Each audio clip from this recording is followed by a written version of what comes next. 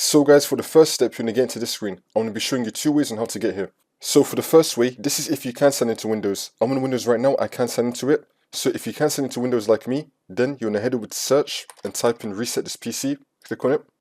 And then once you're on this, you're going to click on restart now. And then click on restart now again.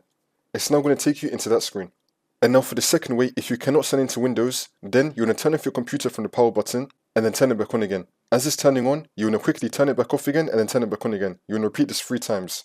It will then take you into this screen. It's going to say that your PC did not start correctly. You're going to click on Advanced Options. And then once you're on this screen, you're going to click on Troubleshoot, Advanced Options, and then Command Prompt.